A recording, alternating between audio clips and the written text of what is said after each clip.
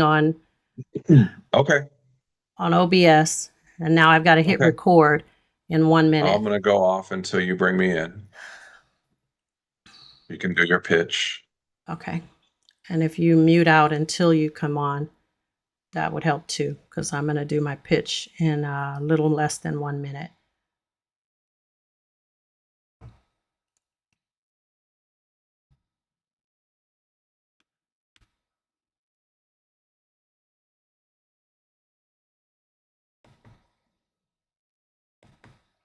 Recording in progress.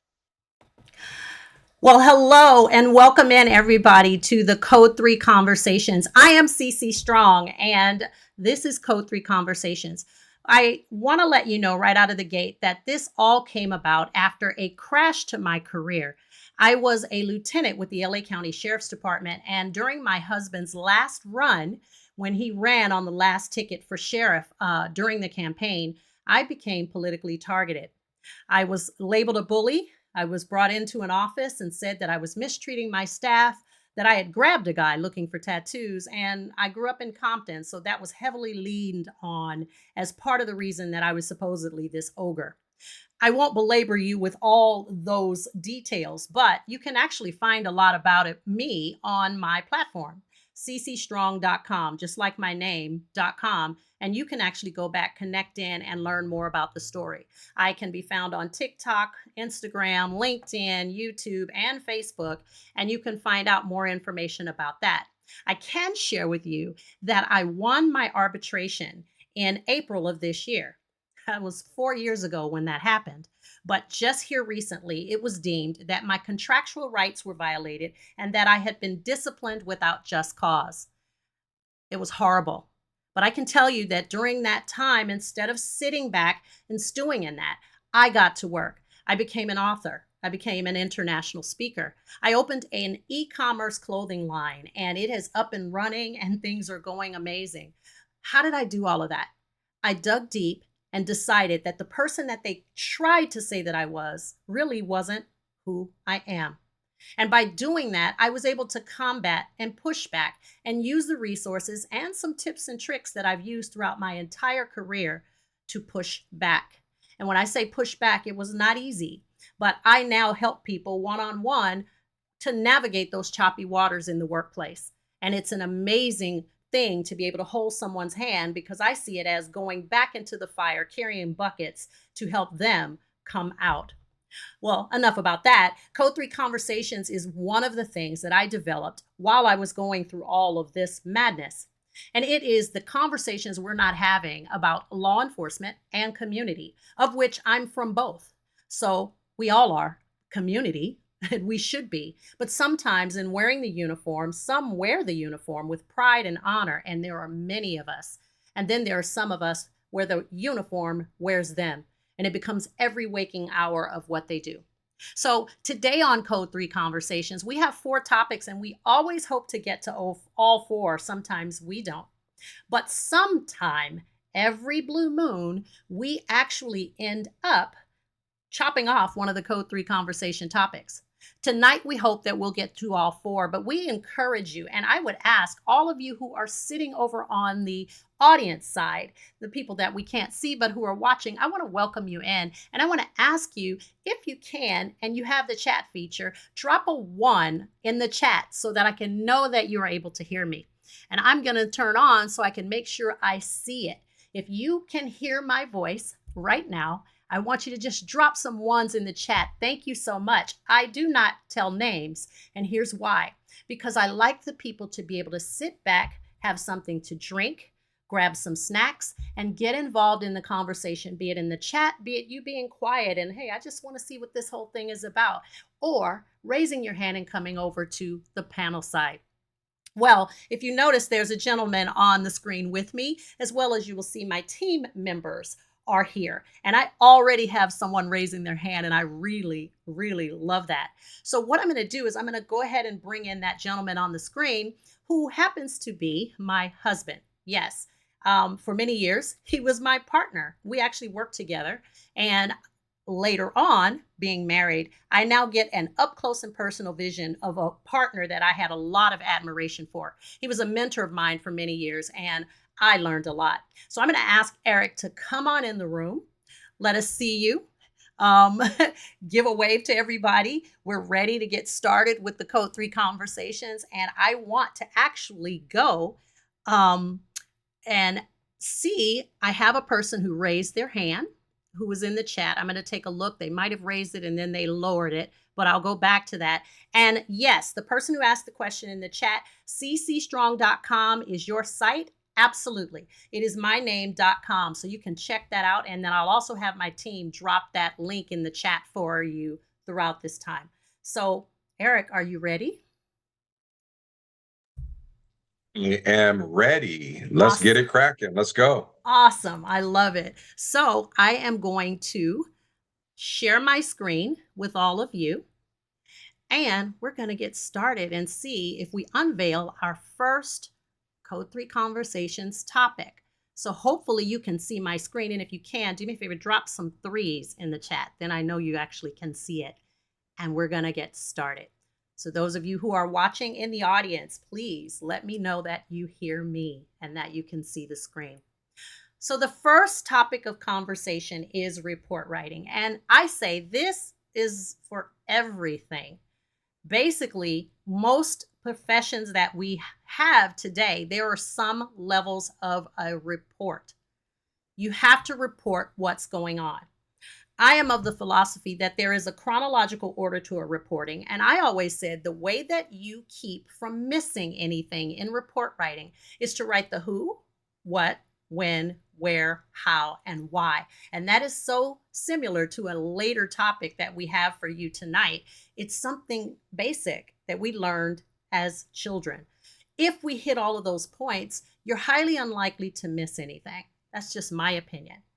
But I also know some things have happened where report writing is not always great.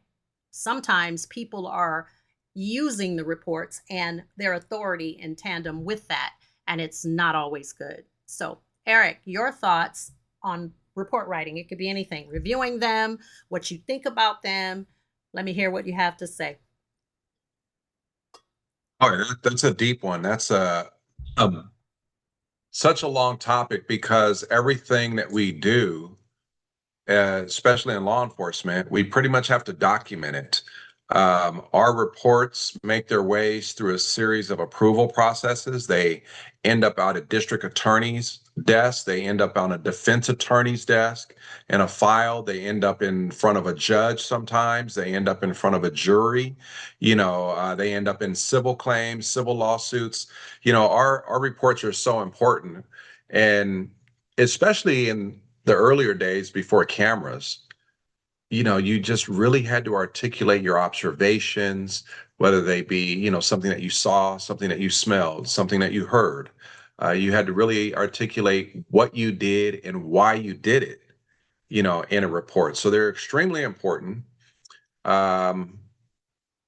Unfortunately, they're also easy to manipulate. So yeah, report writing is the key. I mean, they say that law enforcement is 25% doing the public safety work and 75% writing what you did. So they're very important, very key. So let's stay on that for a minute. Let's go and see what questions you might have or topics you might have on the report writing. But extremely, extremely, extremely important for them to be accurate and for them to be well written. Absolutely. So you know me, I always have a here's my experience. I had an experience where I had a supervisor want me to change a report because that supervisor was trying to protect someone. In essence, that supervisor was fearful of the person and just wanted to keep the peace. They didn't want to have any backlash from this individual. So they felt it was easier to come to me to ask me to lie. Oops, I said that word and I did it intentionally.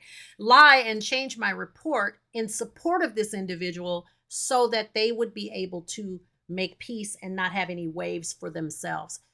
It sounds crazy, but that particular individual had asked me to do that in the past and already knew that I wasn't about that. I got in the habit, and this is a little tip when I say the way I would combat things is I would send in my report electronically. So here's my first version, a draft for your review. In the event they're going to make some changes, but they got my clean cut initial take on what I saw, what I experienced, my actions, the who, what, when, where, how, and why. And it was a way for me to basically have a record going back to point to. I submitted it this way, so I'm sorry, we don't sign every page of our reports, not within my agency. So it makes it a little hard when you get something. And yeah, do I know if page 3 of 18 is the same page 3 of 18? And I would think, maybe I'm old, I don't know, that by now we would have a system in place where you can account for every page of that report. I know it's a lot of work, be it initials or something, but what's your view on the idea of someone wanting you to make a change on a report to fit a particular narrative? And I'm firing questions at you. Feel free to fire them back at me as well. Okay. Definitely not to fit a narrative. I mean, there's lots of things, especially as young officers, deputies, and even when you get older. I mean, sometimes as a supervisor, if you're writing a report, you miss things. There might be some things that are misspelled. There might be some things that are grammatically incorrect that you want to clarify. There may be some questions that could be answered in the report that aren't. So getting those clarifying points, but changing a report so that it fits a certain narrative, no, because the report shouldn't fit a narrative. The report should document what happened, and then sometimes it's necessary for an explanation. In other words, if I say that use of force is very big or pursuit is very big, I can't just say in the report, I chased this guy, I chased this woman, and I caught her and I took her to jail. No, I have to articulate what drew my attention to that person, Right. what gave me reasonable suspicion, what gave me probable cause, why I chased them, how I chased them, how I caught them, and what I'm taking them to jail for. So again, if you leave out some of those things, you have to do it. You have to fix those. But if we're trying to, change the narrative to get a certain view of things, that sounds a little sketchy to me. And I just got to say this, I had this sergeant one time tell me, I wrote in a report, this is how nitpicky reporting can get. I wrote in a report, I talked to the witness and they told me this, and I turned it in to be reviewed. And the sergeant crossed out talked to and wrote spoke with, and wanted me to change it on my report, change talked to spoke with. And I gave it back to her. I said, what's the difference? She said, spoke with sounds more, whatever she said sounds better. I said, but it doesn't sound better to me. And I refused to change it. It's like, no, there's nothing wrong. Talk to, spoke with, they can be synonymous. So sometimes you do get people that are really, really, just nitpicky and just want to change something. But, and even in the little things, you got to stand your ground sometimes. So you stood your ground. I was a sergeant, and that brought another thing to mind. And I had my lieutenant didn't like the word that, and literally let a report that I had turned in sit back in my in tray, chewing up the deadline, the window of completion of this whole entire packet because of the word that. And so when I opened to see the correction, and for whatever reason, she would use a green pen, and it would drive me up a wall because I'm like, why does it have to be a green pen? But all throughout the report, that was scratched out. I learned in English during college years that when you use, and I just said the word that, I learned that was in preface to, when you're prefacing something that someone said and not using their exact quote. So Eric said, Code3Conversations is the best. You got that plug, right? And he said it exactly that way. Code3Conversations is the best. If he said that, if he said, well, I really like Code3Conversations and I think it is the best, that's a direct quote compared to me just saying, Eric said that it was great and I just shortened it. So that's the way that I learned it. And I didn't understand why she was scratching out the word that throughout my report. and then letting it sit for something like that. There was nothing contextually wrong. There was nothing that was missing. And what did you call it? You just said letting it sit for something like that. Okay. The I word use the that. word that a lot. Well, someone in the chat says, sometimes when I am determining the exact report, being a perfectionist, I sometimes double think myself. Hats off. I'm going to raise my hand and say, I am so with you, to the person who put that in the chat, because I like to do things and get them right. And sometimes I overthink them. I second guess myself sometimes. And I'm not saying that this is what you're experiencing, but I know what that's like. It's like, oh, let me go back over this again and again and again. And each time you go over it, you read it a little bit differently. And you may find something else. You might catch a mistake, or you might enhance it with something that's better, just the way that it's wording. I'm not too sure Eric spoke to and spoke with, or talked to and spoke with. Those are, to me, I do agree, kind of nitpicky, kind of the same thing, but it depends. I was fearful when someone was asking me to change and remove something, because this person would have had to have been held accountable, and they were removing that accountability piece. And I think that is a key piece in what happens within agencies today. They will allow an okay, receiving whatever, sign off on it because this person's a good person and I know that they've got all their stuff together. Sometimes not even checking it, and they're okaying things that are wrong. So thank you to the person that actually put that in the chat, as far as the sometimes double thinking yourself. Sadly, reports need to be very thorough. They need to actually show what happened. And shame on any officer, anybody who would adjust, fix, change, insert things, lie on, or do anything that would be wrong in a situation with a report writing. I know all too well, as a victim of lies and horrible IAB cases that were fake, too. Not that I'm complaining, too, because when the first one started crumbling, they put another one on me. This is a sore spot for me, because why? Why would you put someone through something, and why lie? I mean, lies are so acceptable in some settings, and that's not cool. You are not helping your partner by lying for them. I'm going to repeat that. You are not helping your partner by lying for them. You're hurting them. You need to pull their gun down. I will say this, that I used to hear it often, in the cop world or talk, that they would write these reports to make them stick, because they were so convinced that they would arrest somebody and 2 or 3 days later they'd be out of jail, and these people were such a detriment to society. And so they started writing the reports based on what the DA said that they wanted. And what we used to see oftentimes was every report was the same. And I'll give you the old drop case. I turned the corner. I saw this person open their hand and a small item fall out. And then they took 4 or 5 steps away. I went and I found this item on the ground that resembled a white, rock-like substance. There was no other thing in the ground anywhere around them that resembled this. And therefore, we arrested them for possession of, crack cocaine. And what you start seeing is that it morphed. You know what I mean? So you used to catch a person with crack cocaine on them, they get them around. But then when you caught them and they didn't have the crack cocaine on them, then the DA says, well, but I saw him drop it. Well, you didn't put that in the report. You got to put in the report that you actually saw them with it in their possession and drop it, not that you found it right next to where they were. So then all of a sudden, all these reports start coming out cookie cutter.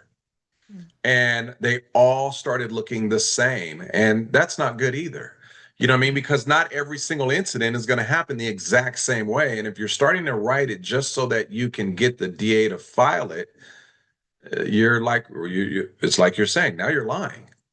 Because you can't say that it happened that way every single time. Because, and I remember back in the day, if you knew a guy was seated on a planter on a corner and you went and you talked to him, you knew he was the local drug dealer, and you went and you dug around in the planter and you found the cocaine underneath the rock, the DA wouldn't accept that. He wouldn't say, well, he was in close proximity. No. So you have to have seen it in their possession. So guys started writing reports, which are basically false reports. And what it really did is it damaged the credibility of law enforcement, Yeah. because now every single report reads the same. It's impossible.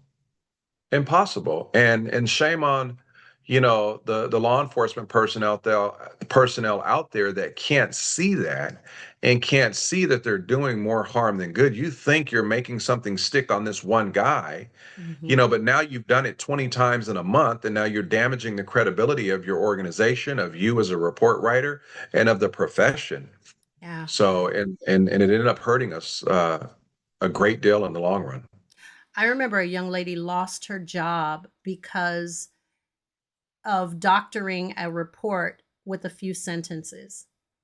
And to me, it was like, this is crazy, literally crazy for someone to risk their job in, in, I'm going to just add that I was the one that actually saw this happen instead of it being someone told me and had me come over and take over from where they were.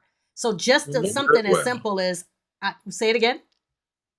Remember that case well. I was at the case review for that case, if it's the same one. It probably is, because I think you Mhm. know where I was working at the time, and I keep that anonymous only because that way, hey, without giving you the full story on it, it's kind of hard to just say, hey, this is it. But I do know that the end result was that person lost their job because of a few sentences.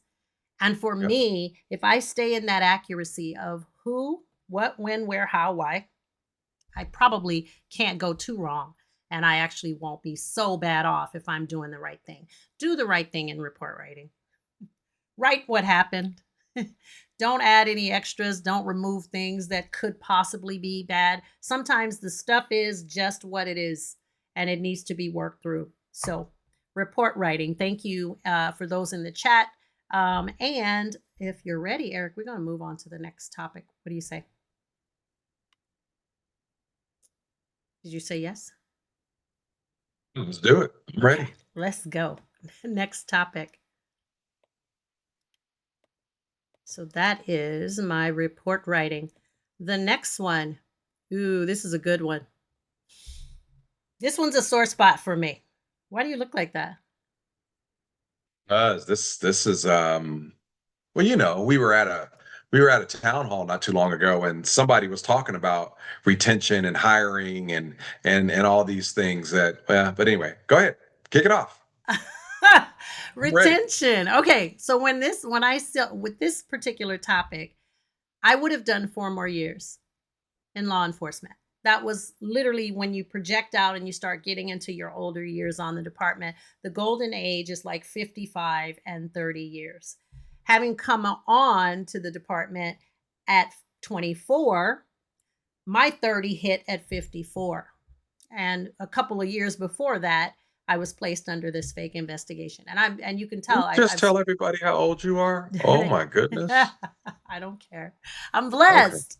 I'm 54. I don't care how old. I don't, people say I don't want to tell my age. I am blessed to be All as right. I healthy like it. and able to move around at least somewhat because I've got injuries, but that's a whole nother story for another day. But I take nothing from being the age that I am. But I will say that employee retention, I would not have ended my career the way that I did. And it was very painful to do so, but I wasn't going to give the department a third chance to take a shot at me.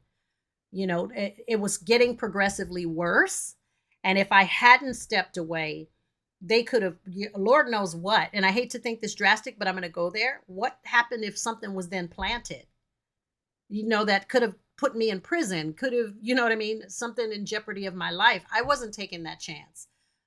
So leaving 4 years earlier, I still kind of had that itch of what would my retirement have really been like had I been able to go the full distance to make it to that end. Um, but employee retention right now, you hear it in the news that we're down, I think 1,500, and you probably know the numbers better than me, Eric. But that many employees down. But I can tell you, having worked internally, there are a lot of operational things that globally the people aren't working in key places. Like folks are in shadow positions that don't line up with the paperwork. I can recall PIM items is something that they would call them, like where everyone is assigned. But they would use three of these PIM items from this particular location and use them over in a different location. And this big grid of where everybody's working, no one was really working where they were assigned. Well, some people were, but you had these specialty assignments that would be created. And I got accused of doing that within my shop, that I was creating positions for people. I'm like, no, I'm having them work within their job specifications, something we also were looking at. What is the person supposed to be doing? And a lot of those folks weren't doing it.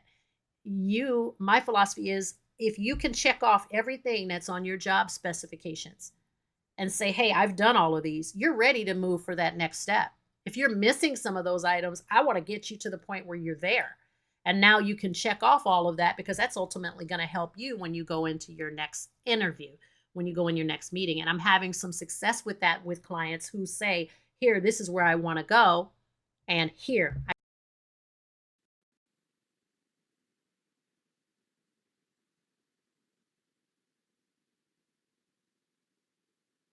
So while you're bringing them in, let me just talk a little bit about what you just mentioned. And fair process, when there's a fair promotional process, when there's people that are actually doing the job that they signed up to do, it increases employee morale, employee enthusiasm for the job and the work that they do. When employee wellness and poor leadership is there, and what you is people don't understand. And if you don't understand, let me just break it down for you. You mentioned about that 30 years and 55. People that leave before 30 years and 55, especially those who are there at like 28, 29 years and they're 52, 53, they're leaving a lot of money on the table for their retirement. And that retirement means, yeah, you left a lot of money on the table. That retirement means that, that's the check that you get just to wake up in the morning. You're not going to work anymore. And when you're leaving that kind of money on the table because you just don't want to be bothered, because you just can't take it,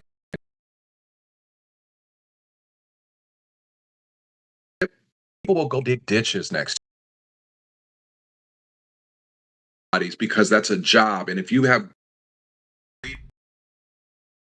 look, I'll dig ditches next to the right person, but when you have it's not the job. The job wasn't so hard.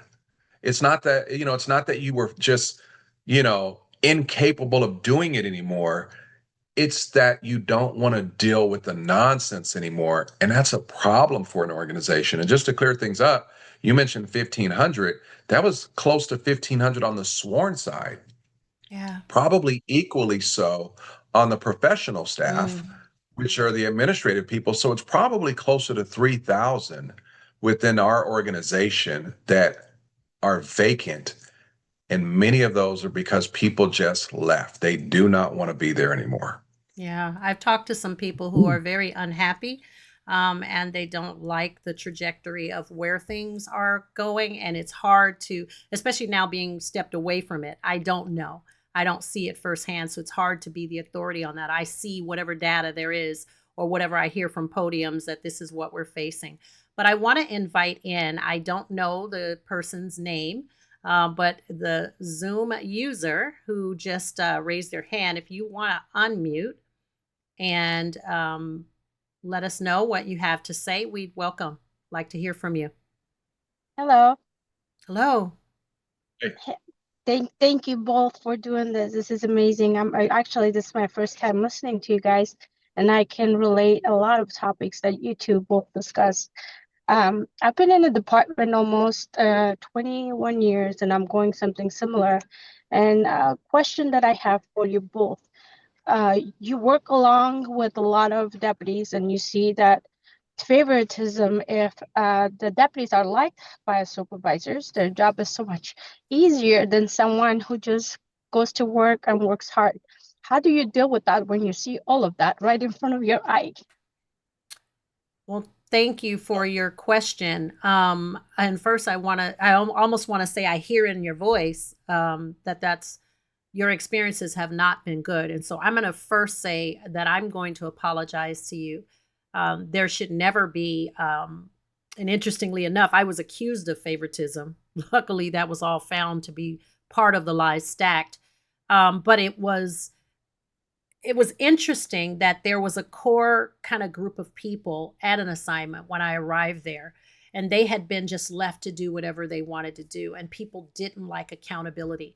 And much like the supervisor that I spoke about, who wanted me to change the reporting, she was actually exercising that very thing.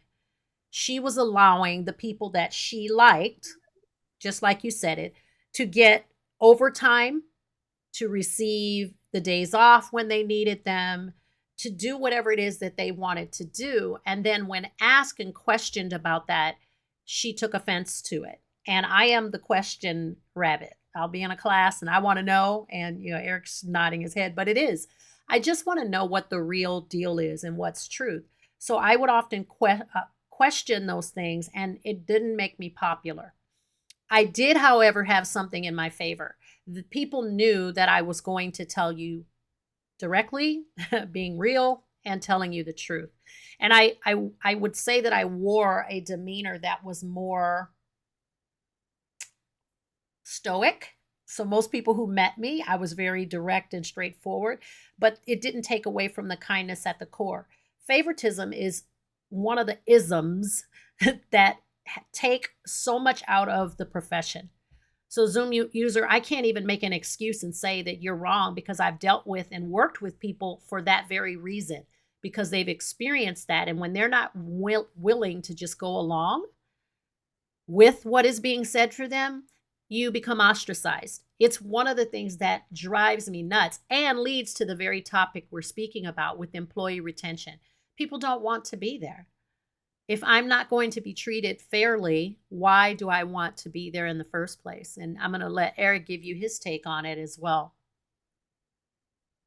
Yeah, well, first of all, let me second what CC said. Is that I could hear it in your voice, and that can be very, very disturbing. And it's something that I too have experienced. So I apologize that you're going through that. But I'm going to take it from a little bit of a different approach, and but yet and still the same. You see, when we're talking about, and I'm speaking specific to, the sheriff's department or law enforcement, sometimes you come up through an organization, sometimes you go through the academy together, you work at different assignments together, and you build relationships, you build friendships, you spend 8 hours, watching each other's back, in a radio car. And so, you get to know each other, you get to know their families, you get to know their hobbies. And what happens is you become friends, and you say, hey, you know what? You like riding motorcycles. I like riding motorcycles. Let's get on and go on a ride. Hey, you got a boat. I got jet skis. Let's go to the water. Or, hey, you like, whatever kind of music. I like whatever kind of music. Let's go to Coachella. Let's go to Stagecoach. Let's go to a concert. And so you get to know people, and then then people promote and they become supervisors. You don't lose your friendship. You're not expected to lose your friendship. And, it's about having a camaraderie, but that friendship cannot determine favoritism. That friendship cannot become, well, I don't like CC, and somebody's got to get drafted tonight for work. And even though we got a policy that dictates how we draft, hey, Eric, you're getting drafted. No, I'm sorry, CC, you're getting drafted tonight. Eric, you can go home, because I know we got to get up early in the morning and go fishing. No, can't do that. And that becomes a major problem. And I will just say this, that everything comes down to leadership. Because if you have a supervisor, if you have somebody that's doing that, who's above them that's not checking their work? Who's above them that's not monitoring the workplace? who's above them that is not looking at it and say, hey, you know what? I looked back a couple of weeks ago. Why does CC keep getting drafted for overtime and Eric never does? Something's wrong with that. So, it's one of those things where it really comes down to good leadership. How do you monitor your workplace? And then here's the biggest thing. If it gets reported and it's accurate and it's true, does leadership deal with it? Does leadership deal with it, or do they say, well, you know what I mean? Hey, I heard this story from somebody that I know very close once before. Hey, what hill do you want to die on? Oh, How does it, yeah, like, you know what I mean? Or does it give a report like, well, do you want to make more ways for yourself? See, all of these things come down to failed leadership. And when it comes down to failed leadership, it's because our people haven't been properly trained, taught, or held accountable. So yes, that is a very difficult thing.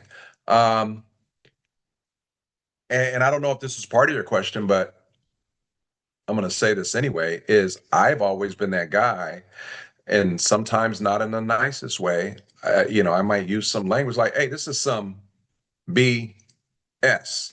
Or no, you're not going to do this. Or you know what? You're going to, and I start documenting and I start sending emails and I start sending things like to operations, and I start sending people stuff to the scheduling. And I'm just using the scheduling because the overtime thing, because that's like a common thing that happens like almost on every shift. Somebody's got to work overtime. They got to get drafted. But it could be favoritism for the summer team, the park team.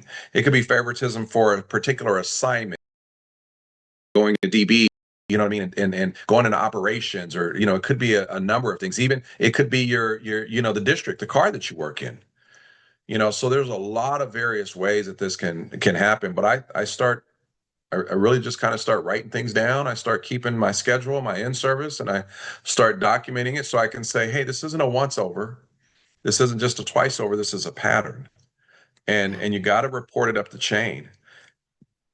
That's kind of what I've dealt with. I've seen it many times. I know CC and I dealt with it for one particular place where one particular supervisor, sergeant, wanted to um, give all the people that weren't doing the work all the accolades and all the credit, and give the two people that were doing the work the hardest time. Why? Because of favoritism. He just didn't like, I don't know what he didn't like about us. There was something that we had in common that nobody else had. But anyway, I'm sorry. Let me be quiet. you're speaking of someone who later became in the top seat.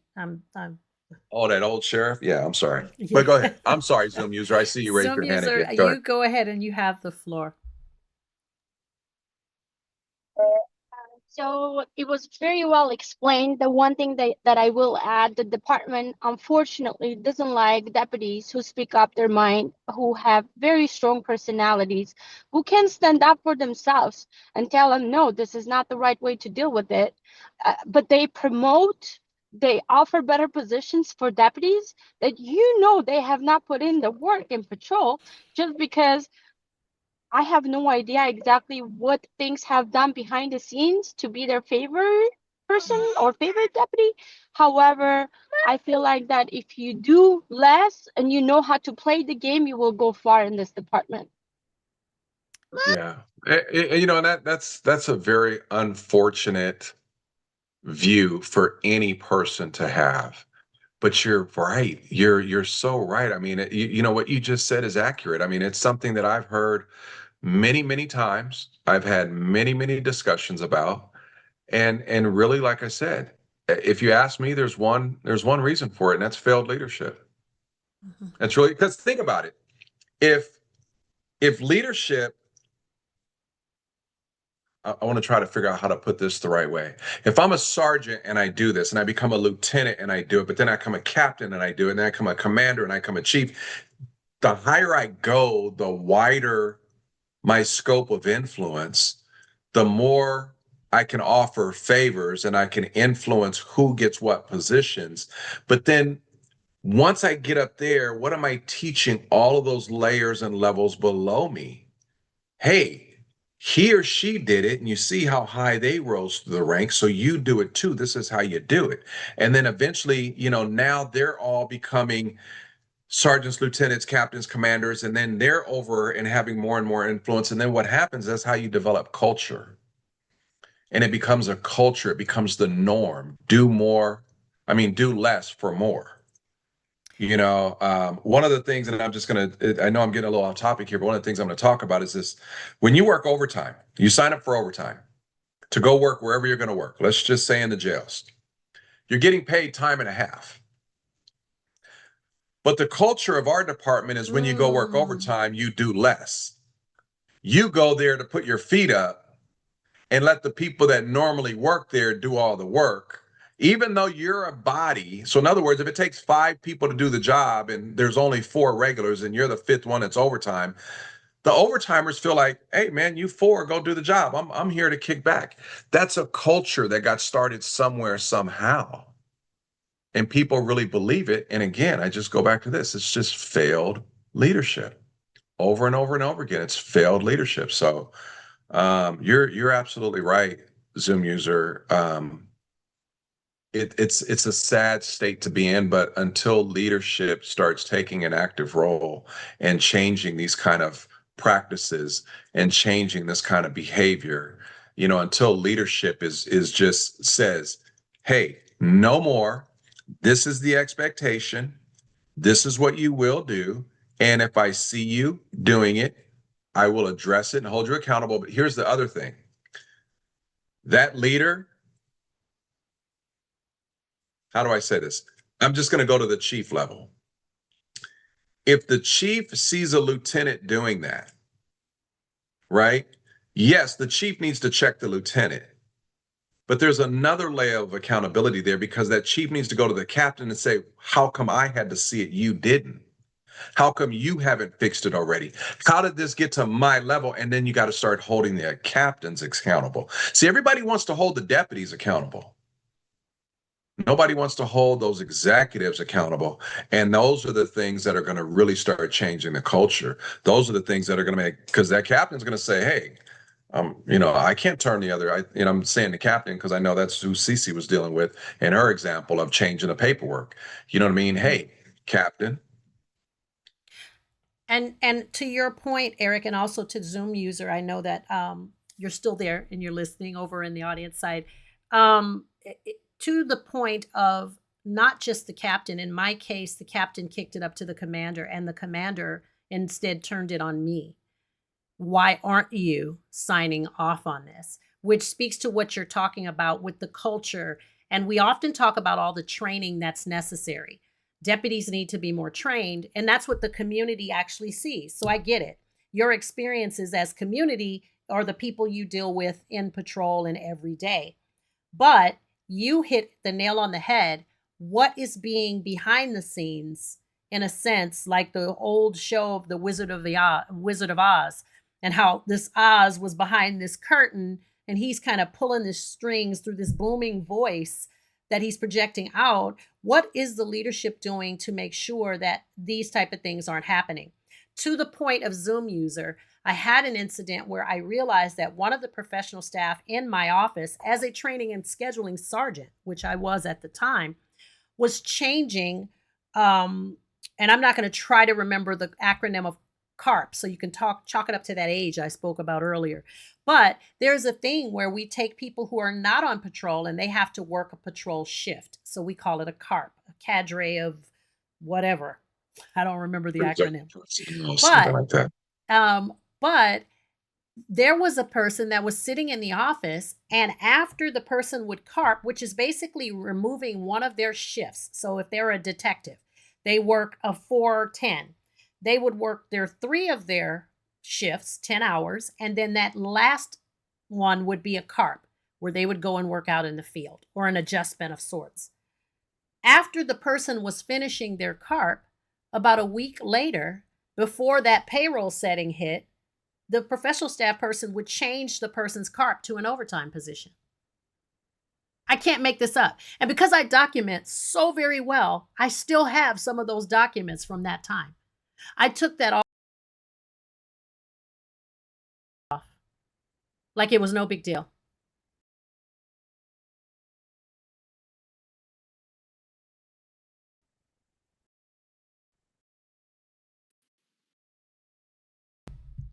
Can you hear me? Now, there you are. You're Okay, back. so sorry. I'm having some trouble with the mic. So forgive me for that.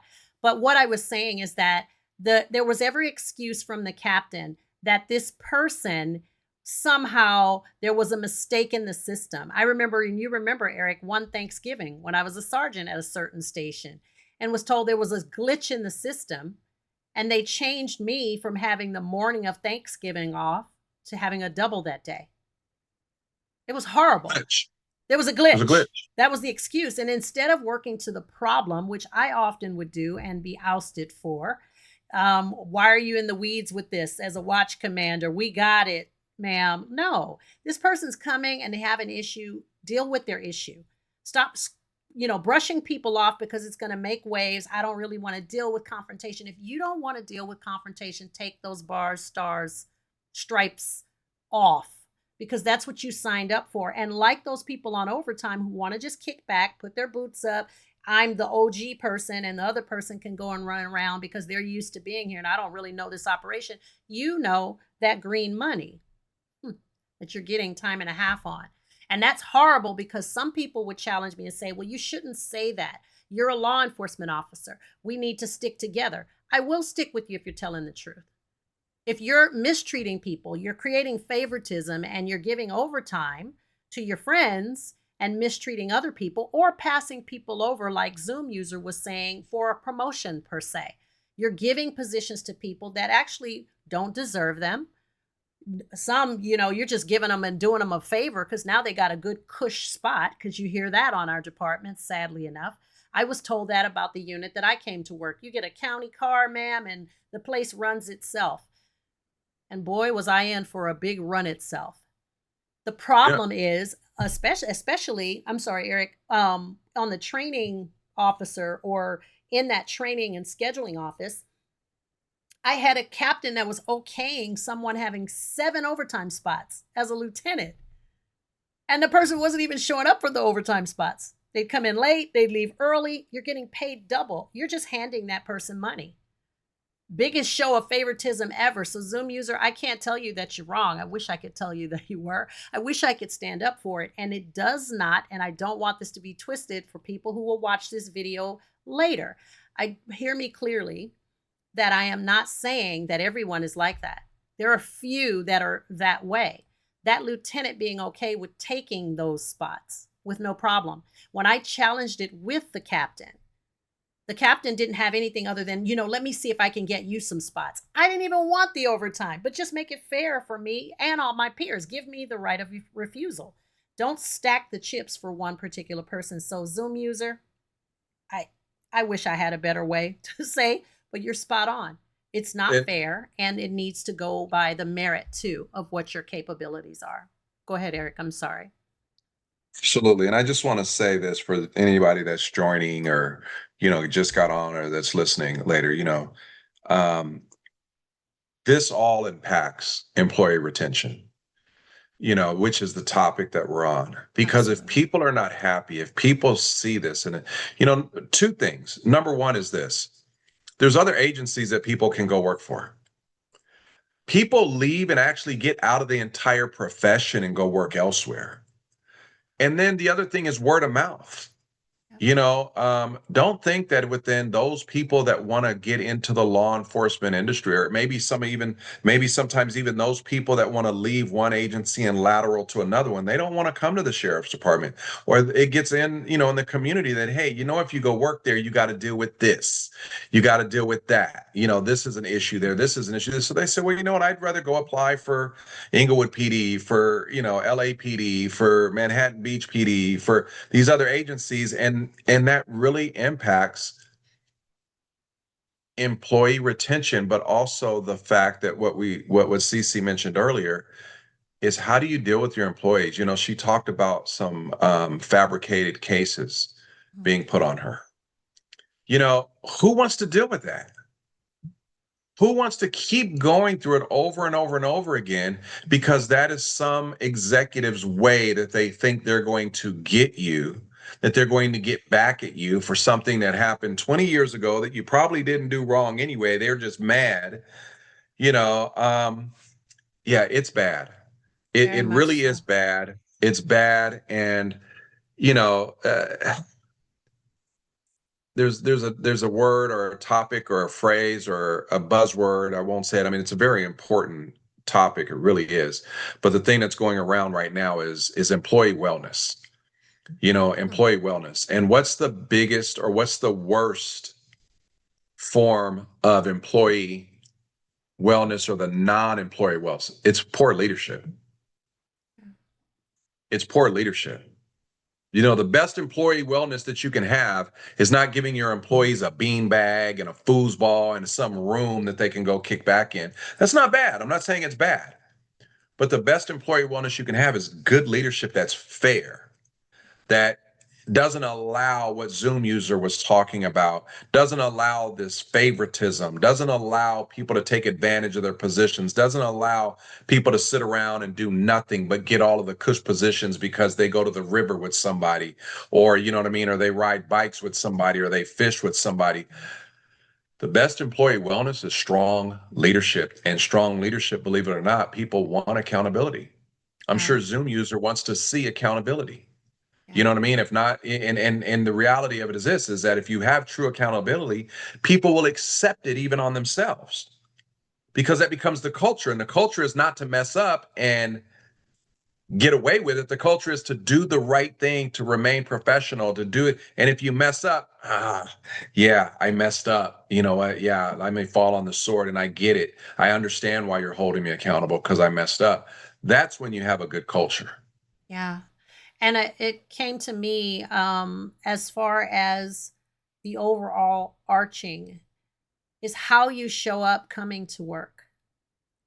I literally can say for the whole entire time of my career, from an early experience that I had as a young deputy, I learned to cover all bases. It literally is the reason I have a training program now, 7 C's of Survival and Sustainability, a law enforcer's guide to success within their career. And you can take that law enforcement part out and put a nurse's guide, a doctor's guide, because it's basically 7 steps that have nothing to do with your equipment and the profession alone, but just in life, things that actually were able to help me overcome those lies and combat some of that. But I learned to document to a degree where it called things into question. And so after a while, supervisors didn't like it, but they had no choice to go, I got to take a look at this, because she's not just pointing to it being wrong. She's pointing at it being wrong. She's showing me proof that it was wrong, and she's showing me a policy to back it up. So it became a system for me from early on as a deputy, and having not been believed about something that took place. I'm going to go to what's in the chat, because I saw an interesting question. It says, and I'm so sorry, I think it was in there for a minute. I just saw and read through it. Has this bad leadership increased lately? If so, has it been the governmental rules, regulations that has caused it? I'm going to say to the first part of that question, I'm not present there within my particular agency, which was LASD, but I can tell you that bad leadership was, in more recent times, increased. We've always had it where there were bad leaders, and in particular with the change of the guard, and I knew and saw this coming in 2018 at the end of the year. We had someone come in, and what they did is they cut off the top 16 to 18 people in the organization. It was a retaliation of sorts. I work with these people, I didn't like them, and so now I'm sitting in the seat and I'm getting rid of them. So you, in essence, took the top part of the tip of the pyramid out of the department and then brought all your friends and put them into key positions. What does that do? It speaks to just what Zoom user was saying. Are these people qualified? Are we just throwing people in positions, and now they're making more money? They're making decisions they probably don't know how to make. The commander and the chief that were involved in my case had only been in their seats for 6 months. One of them as recent as the month before in an acting position 2 levels above where they were actually assigned in rank. And it was all, in my opinion, strategically placed for that outcome. But you have a person come in answer to your question, is this bad leadership? Has it been the governmental rules, regulations that have caused it? I would say no. But I also know that certain things okayed become things that we lean to excuse. And what I mean by that is now, if there's an idea that maybe I won't get, I can get away with this, over time that continues. And we have a lot going on currently in the government level. You see out on the streets, some of the things in the media. It's, in my opinion, horrendous, because we have missed the mark on where we should be going in integrity, in courage, in honor. All those words have become just buzzwords, and then all the craziness has become more important. And lies are supported Yeah. on some Yeah. levels And too. let me just backtrack just a little bit, CC. Mhm. You talked about documenting and documentation Mhm. and keeping track and having evidence. And I want to say this. I learned firsthand, as CC mentioned early on, we used to work together, for several years. And I remember a particular incident that we were involved in. And she came and she told me, no, you need to send an email right now Mm. to operation, or not to operations, but to the watch commander, include the watch sergeant, blah, blah, blah, because we did our initial reporting as we were supposed to, Yeah. which was a verbal notification. She says, nope, I don't trust it. Get it documented, send an email, which we did, which actually saved us like what, maybe a year later, It 8 was or a 9, year. where somebody tried to come in, although they knew that we reported it because they were on the first email, but they tried to lie and say we didn't report something and we had the proof. So documentation is key. But to speak to the thread or the chat where somebody said, has this bad leadership increased lately? I'm going to say a little something different. Absolutely, it has. Mhm. It's gotten even worse. As she mentioned back in 2018, somebody cutting off, the top 16 or 17, brain trust of the department. The bad part about it is that you then put people in that don't know what they're doing. You put people in that don't know the job, don't have the experience, and you're putting in, as the Zoom user said, their friends, Mhm. right? They're giving favoritism. But here's what's more important. I won't say more important, but what's equally important. When you look at the sheriff's department, unlike other agencies, beyond the rank of lieutenant, there is no test. There's nothing that determines a person's merit, education, ability, competence. There's no written test, there's no oral test, there's no inbox, there's nothing. It's just, hey, you're my guy, you're my girl. I'm gonna tap you on the shoulder, I knight you. You're now a chief. You're an Absolutely. assistant sheriff, and yesterday you were a lieutenant. And that doesn't mean that no lieutenant or those people could do the job. But what it means is when you do that and you're just putting people in there because they're your friend, because they did you a favor. But here's what it really means. You owe me. And Mhm. I'm going to give you this promotion. I'm going to give you this really big paycheck that is going to enhance your retirement and it's going to make your family. But I need you to deliver my message when, where, and how I tell you to deliver it. And you do that for me and you get the big paycheck. You get the bars and the stars on your collar, which is going to help out with your retirement, all these things. So it's really just a buying of loyalty, which is horrible, when you really think about it, because back to the question, and has it increased lately? I mean, it was the former sheriff Villanueva who did that, but then you had the new sheriff come in and keep all the same people. So you're the new sheriff and you say, I'm polar opposite of this guy, vote for me. And all of the people that were in position resonated with Villanueva's vibrations. He put them there. They were danced to his tune. So then what does it mean when you come in and say, I'm polar opposite, but now I'm going to keep all of you and I'm even going to promote many of you? What does that really tell you? To me, it means that they kind of resonate the same vibrations, or you're just buying their loyalty. And what happens is now we've had year after year after year of failed leadership, and it's driving the LASD department down. So I'm not really sure as to what you mean by the governmental rules and regulations, but I will say this. I've been in the profession since 1992, 1993. all kinds of laws and regulations have changed throughout that time.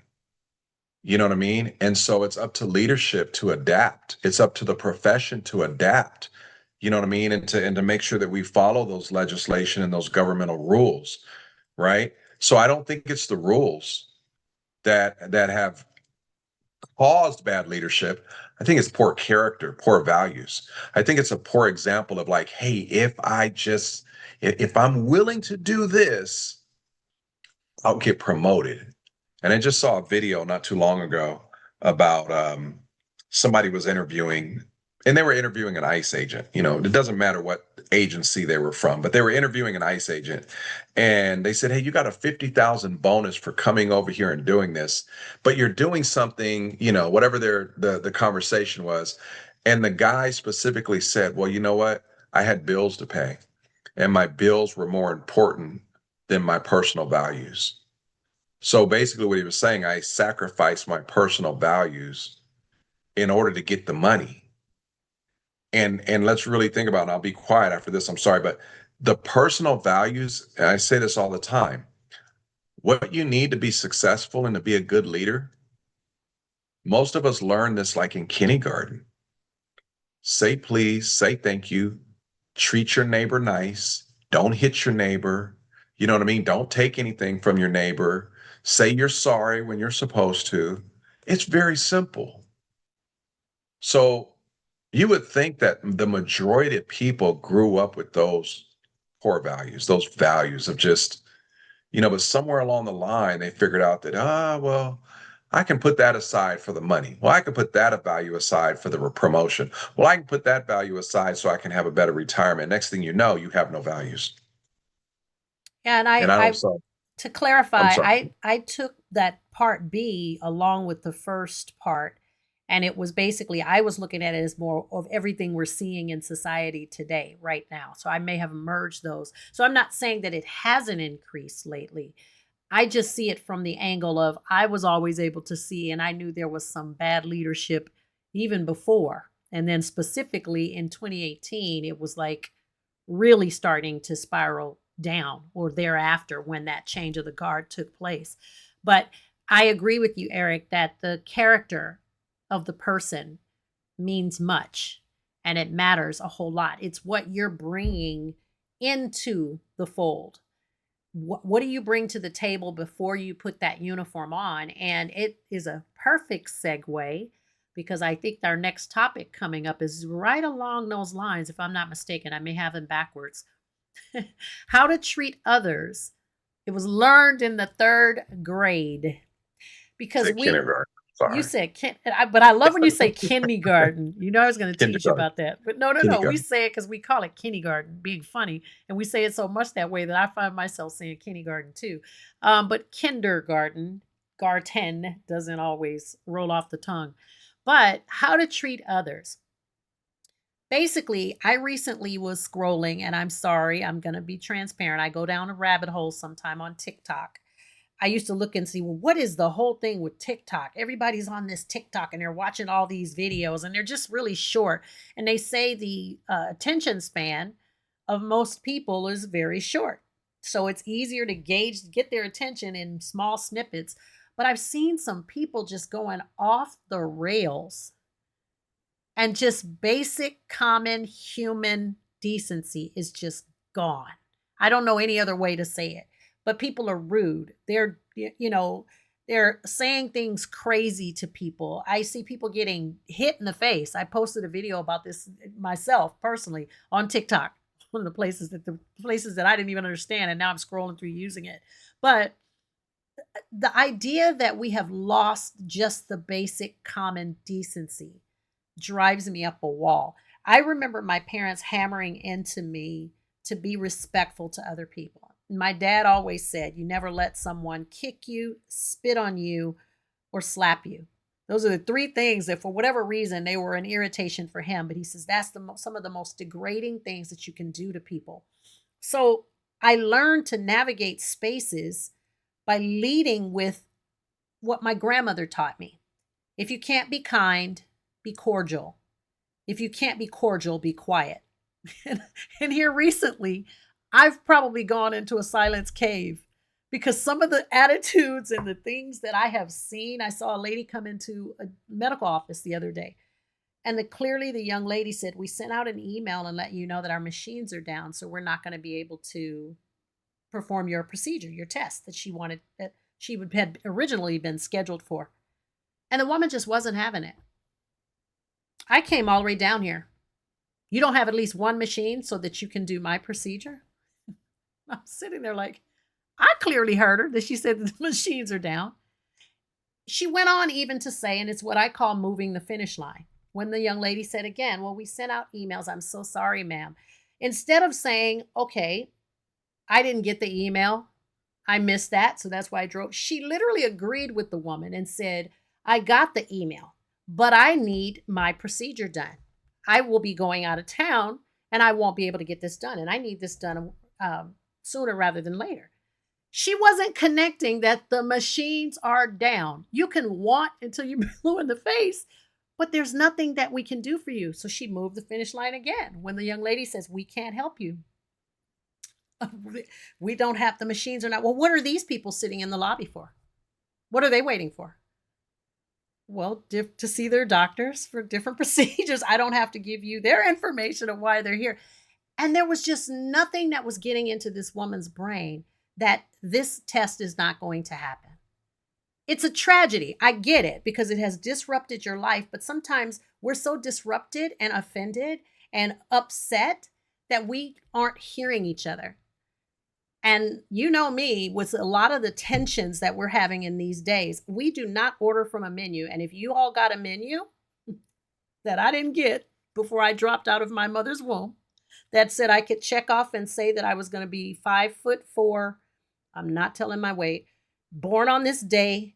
If there was something that I got a chance to choose who I would be born into, how is that held against me in any way, form, or fashion? We are not kind enough to each other until there's a reason to shift. We don't go to how we treat others. I'm going to get mine in this life, and how it lands on you, who cares? As if we live in this space and this world by ourselves. And I don't know, this one's an interesting one for me. How do we treat others? And then you carry that into the uniform and project that same craziness out to others. And I think it's insanity. That's just me. I'll tell you that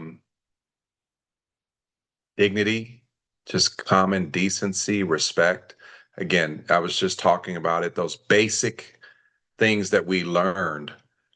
Because you now put on a uniform, none of that should go away. And there's a saying, if you want to see the true character of a person, give them power. And when you put on that uniform and you put on that badge and you have that gun on your side, it gives you a lot of power. You have those handcuffs. It gives you a lot of power. You have the power. You have the authority to tell people what to do. You have the authority to take a person's freedom from them. You have the authority to detain them, to put them in the backseat of a car. You have all of this authority that is given to you by legislation, by those governmental rules, and you can abuse it or you can use it wisely. Mm-hmm. You actually have the authority when legally justified. You're the only person out there legally justified to carry a weapon and to use it not only in the defense of yourself, but in the defense of others. So in essence, you're almost given the authority to take life. And so you want to see the true character of a person, give them that kind of power. And how do we treat others? And oftentimes what I've seen is that I can treat you however I want to treat you because I have the authority. I have the badge. And there's nothing you can do about it. And just shut up and do what I tell you to because I told you to do it. Do you see the badge? You've seen it on TikTok. We've all seen it on these Instagram reels. The cops saying, because I told you to, because I said so. I remember it must have been maybe around 1998, maybe early 99. I know my son, who's 28 now, was in the cart. He was in the shopping cart with his legs sticking out. and we were coming out of a store, and I used to do all the cool cop stuff. I worked gangs. I was on a SWAT team. You know what I mean? I was out there, and I was doing police work. And this guy walks up to me as I'm walking out of the store, and he says, "Hey, aren't you a cop?" And I looked at him. I'm in civilian clothes, and I'm like, "Can I help you?" He says, "Your name is Strong." And I'm like, okay. And so this is something that they teach you about, that people are going to recognize you because you impact their life. For you, you deal with this all the time. You're not going to recognize the people before they recognize you. And they tell you to be very wary about this, to retrain this. So I'm like, uh-oh, this is one of those situations. He says, "You don't remember me, do you?" He says, "You don't." And I said, "No." He says, "You took me to jail." And I'm going to just use a little bit of the language that he used. He says, "You don't remember." He says, "But Careful, careful. you beat my butt." That's what he said. I like how you Okay. clean that up. Right. And now I'm starting to push the cart away because my son's in the cart, and I'm like, I don't know where this is going. And he saw what I was doing, and he said, "Wait, wait, wait, wait, wait, wait." He says, he says, "Hold on." and he actually chuckled a lot. He says, I can see where this is going. He said, "Listen," he says, "I've been in trouble with the law my entire life." Mm.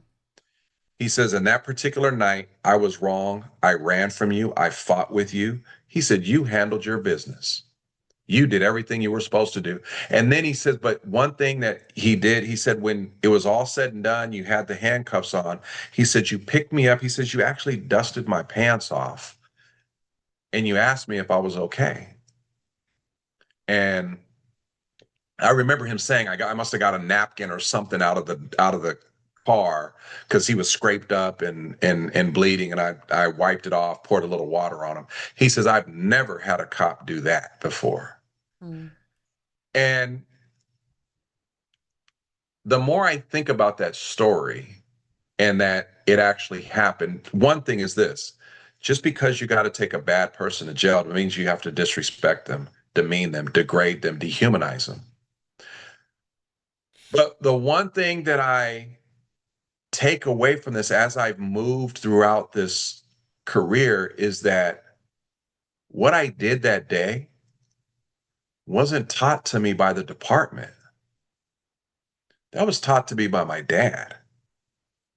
You know what I mean? It was my dad that said, "Hey, Eric, when the handcuffs are on, the fight is over. That's it. You don't get one extra lick." And by the way, he had been a police officer for 26 years. He said, "You don't get an extra lick." He says, "You don't get to be mad. You don't get to call them out their name." He said, "You pick them up and you dust them off." And I always remember that, and I always tried to do that. Um, and it comes to me that that's one of those values that I learned at home. But why isn't the department teaching that? Why is that not part of our curriculum and part of our expectation? Not because it's a policy, not because it's the law that you have to render medical aid, because legally, if you don't, you increase liability. Why isn't it just part of good human character? I can So, say, and I'm going to toot my own horn, when I was a drill instructor on the campus, I would always infuse things of just this nature. I would pull my platoons and sometimes the whole entire class aside, and I would tell them about how they treat others. One person in the chat said, "In law enforcement, many of us find it more challenging dealing with our partners or superiors than with the public." I'm going to agree with you, Zoom user. I that's am a deep. true testament of that, and Wow. very deep, because I struggled with that, and not just in the recent time with the lies, but over my career. And I learned ways to actually combat it, but it is draining, very draining. And then they further go on to say, why is it, I'm sorry, that when someone speaks up about misconduct or tries to address issues directly, they're often labeled as confrontational instead of being recognized for holding others accountable? Boy, does this not speak to me, because me pushing back when that a particular supervisor was wanting to have me lie, when this supervisor was also, mistreating several people who would come to me, and then I would have to make that mandated phone call. I was just, oh my gosh, calm down. And I'd even get peers telling me, you need to be careful. When Eric was speaking earlier about watching the landmines, I had a commander, after the captain wanted me to change a report, tell me, hey, you need to decide what hill you want to die on. It was basically a dog whistle of sorts, a wink, wink, hint, hint. Hey, if you don't go along with this could be damaging to your career. And me getting that tap on the shoulder that Eric said earlier is how you get into the next rank. Because, like you said, you can't test into captain and above. It's a gift, is what I call it, because they just pick and choose whoever they want to in that position. Another thing that counters that, they need more training. No, we need to enforce it and actually teach it the right way, is what I would say. And It's easier. it's Oh, go easier. ahead. Yeah, it's easier to just let it flow. Whatever's happening, everything goes. Oh, it's not that big of a deal. Oh, you're too serious, Sherrod.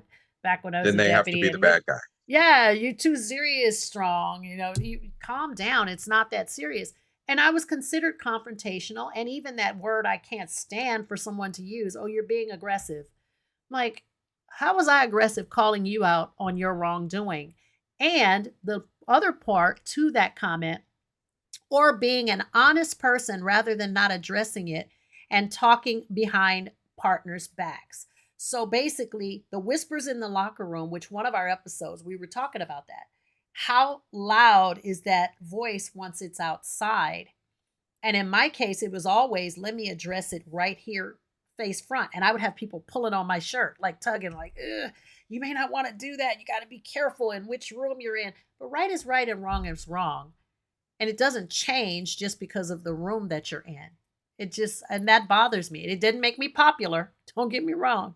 It did not make me popular, but I wasn't going for popularity. I was going for what I swore to and what I said I would uphold. So yeah, I get a little passionate about that kind of stuff. I know you do, and I think we both do. I think one of the key things that is so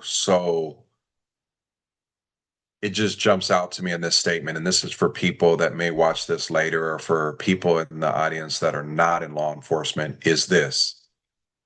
Many of us find it more challenging dealing with our partners and superiors than with the public. That is deep. That is deep. That really speaks to what we were talking about earlier. That really speaks to culture. Mm-hmm. When you know, a key topic or one of the topics on, within LASD, within the sheriff's department, that always comes up is this deputy gangs or these deputy cliques thing, and here's the one thing that I would always say when people would challenge me on this, when I would say, yes, they exist. I've actually investigated them when I was at Internal Affairs. And the people that want to defend it within the department that would challenge me on it, this is what I would tell them. I said, okay, let's just say that you don't think that they exist. Why is it that Sentry deputies would look down upon and disregard Cerritos deputies? Mm-hmm. Why would Lenox deputies or East LA deputies or Compton deputies look down upon and disregard Lameda deputies? I said, if you don't want to admit that it happens, or if you don't want to admit that there's not these cliques that impact the public, you know full well what the Sentry nod is, what the SEB nod is. You know full well that this stuff exists. So if these cliques don't exist, why do we have this division within our own department? And I would say this, if you can't even treat your own partners, the people that you went to the same academy with, you went through the same training with, you put on the same uniform, the same badge, carry the same equipment, drive the same car with every single day, we have our own deputies and supervisors and management executives and above that will treat their brothers and sisters different because of where they're assigned. And not only that, I'm going to go to this. We've had deputies, and I call it the gangster jump and the gangster stomp, other deputies. Mm-hmm. Because, oh, you disrespected my station, or you don't belong to my station, and are you kidding me? People don't understand how deep this statement is. It's more challenging dealing with our own partners or superiors than dealing with the public. Wow. I just have to highlight that. But to second what Cece was saying, and when someone speaks up about misconduct or tries to address the issues, they're labeled as confrontational instead of being recognized for holding others accountable. Yeah, because you know what? It's easier to just let stuff go. Mhm. It's easier to just let things slide. And I'll leave with this. I'm going to leave with this. I can't tell you how many times I've gone into a new unit, a new station. And when I would go in, maybe as an operations level person or as a lieutenant, um, or a unit commander, I walk in the door. I'm just going to give you a very basic example. I walk in the door, and this has happened to me a couple of times, and there's a dude that's got a handlebar mustache. I mean, this sucker is curled and waxed. I mean, and for those you don't know, that's against our policy. Your mustache is supposed to be within the edges of your lips, not to be extreme. And I see these people come in with these Fu Manchu mustaches. It's clearly out of policy. So, one thing I do is I look at the deputy, and I'm not mad at the deputy. What I do is I go like, who's the lieutenant that was here before? Why haven't you? Who are the sergeants that see this person every day, that have conversation and joke with this person in the hallway every day? You want me to come in and address it? Guess what? I will. I will tell that deputy by the next time he comes back to work on his kickoff, his mustache, it needs to be groomed within policy. But guess what? You, sergeant, or you, lieutenant, are getting a PLE. You're getting written up because you walk by it. Why should I have to come in here and address this? And guess what?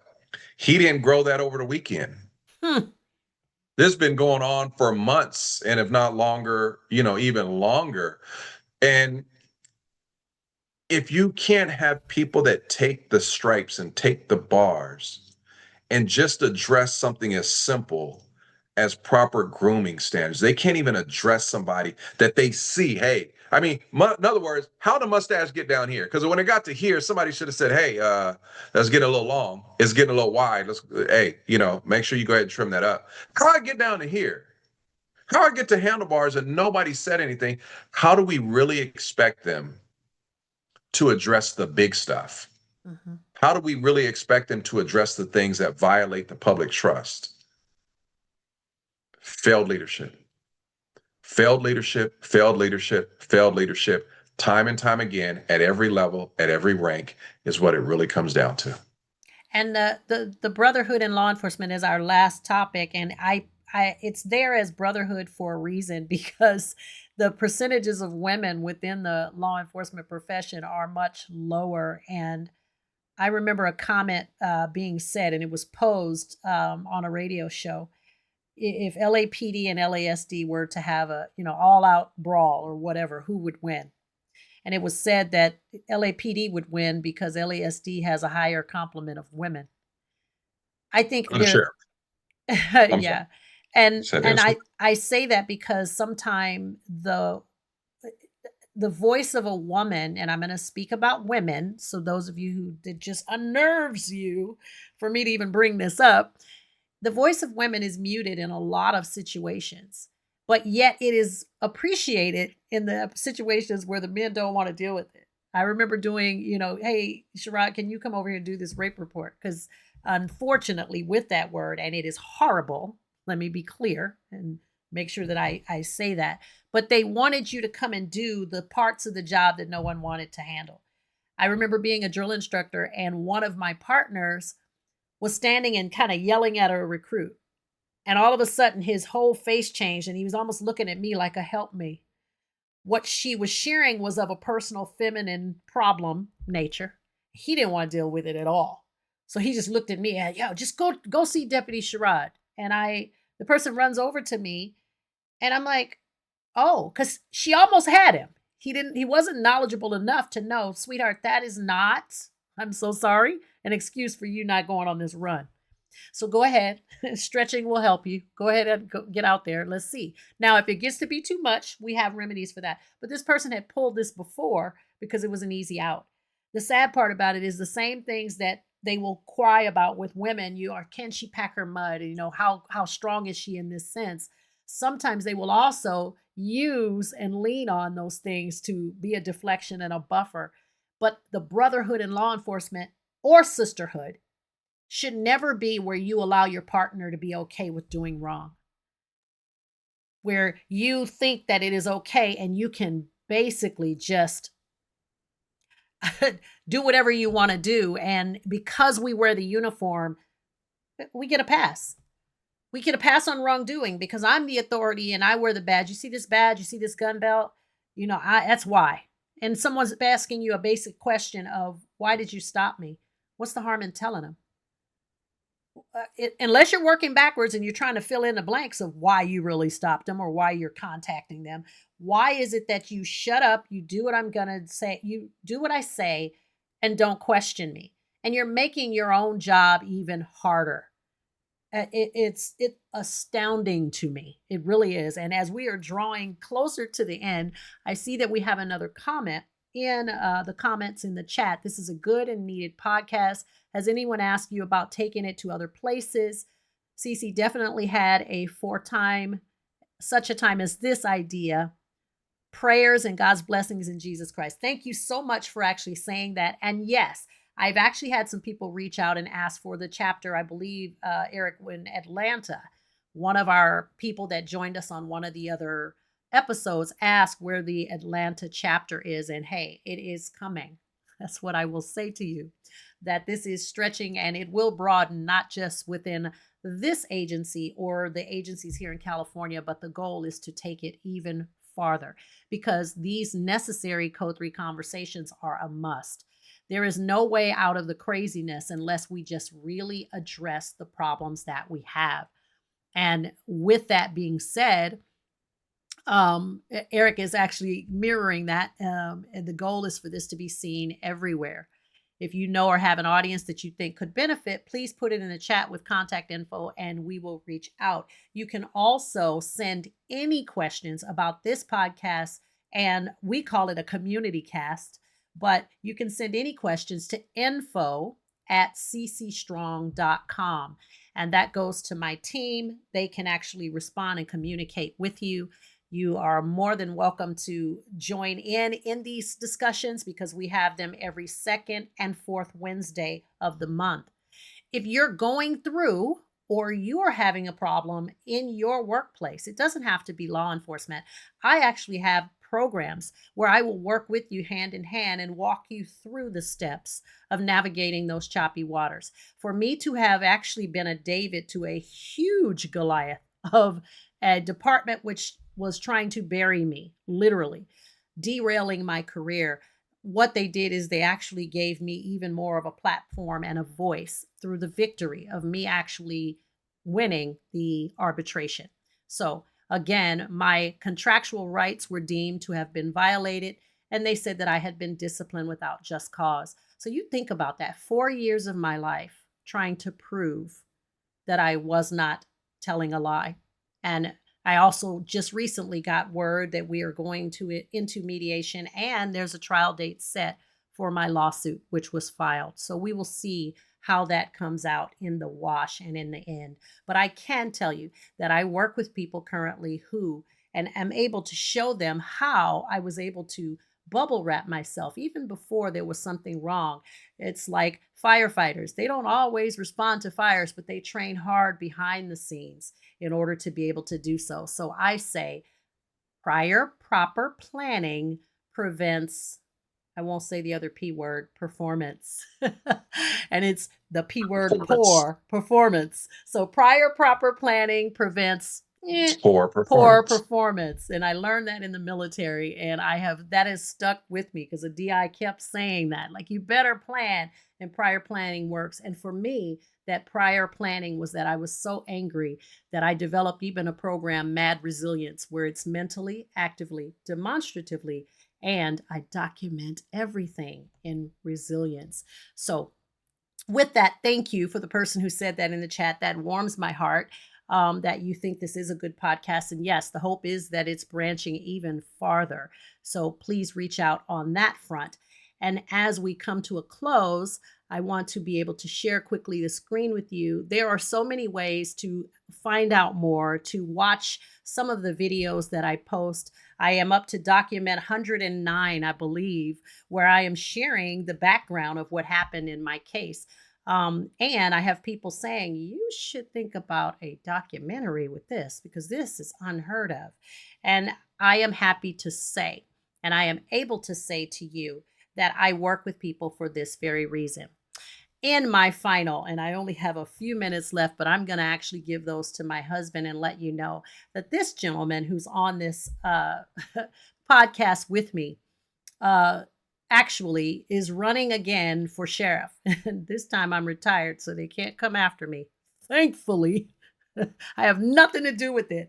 But I think he should have won that first time around. And if you know anyone in the Los Angeles County area, you can vote for him. And I guarantee I will hold his foot to the fire here at home because I'm not there anymore, and make sure that he is giving LA County his very best. So, Eric, I'm going to leave it with you, wrapping us up. Give us a few information and a little bit about your information, and I'm going to answer the chat because someone's asking about the contact. Well, thank you for that. And, part of where we are today with even doing these type of webinars and podcasts is because of the things that we've seen go on within the department, particularly within LASD. And we know that it doesn't have to be this way. One of the things I want to say is this: you have proof. You hear me speaking, you hear me talking. This will be, it's forever memorialized. And if I don't do what I say I'm going to do, as Cece said, she doesn't hold my feet to the fire. You'll at least be able to say, hey, this is what this guy said on this date and time. But the reality of it is this: failed leadership has gotten us where we are. And we need leadership that's going to be bold and deliberate. We need leadership that is going to hold people accountable. We need leadership that is not going to just play the political game of, I just want to be friends and nice with everybody. And we talked about it these last two administrations. This department has gone downhill. Don't be fooled into thinking that recruitment and retention is a problem. It's failed leadership. Don't be fooled into thinking that the reason that the jails are so bad is because of the four walls and the floor and the ceiling are old. False. It's failed leadership. You can look it up. Bonta, the attorney general, is suing the department and the current sheriff. Listen, it's not the four walls and the ceiling that are serving people spoiled, moldy food. That's a people issue. We heard from somebody today talking about the culture within the department. That's a people issue.